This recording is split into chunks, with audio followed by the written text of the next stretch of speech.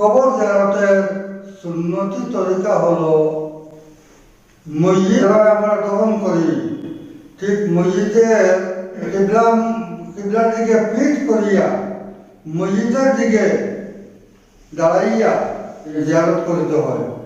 ইহাই হইল সুন্নতি তরিকা কবর জিয়ারতের। আল্লাহ রসুল সাল্লাল্লাহু তাআলা আলাইহি ওয়াসাল্লাম হাদিসের মধ্যে ফরমান, তোমরা আলা ফাজুরু ফাইন্নাহা তুযাক্কিরুকুমুল মাউত, বেশি বেশি করে কবর জিয়ারত করো। কবর জিয়ারত বেশি বেশি করিলে তোমাদের মৌতের কথা স্মরণে আসবে। যখন মৌতের কথা স্মরণে থাকবে মানুষের, তখন নিশ্চয় সেই ব্যক্তি কোনো শরীয়ত বিরোধী কার্যে লিপ্ত হইবে না। শরীয়তের মোতাবিক কার্যকলাপ করিয়া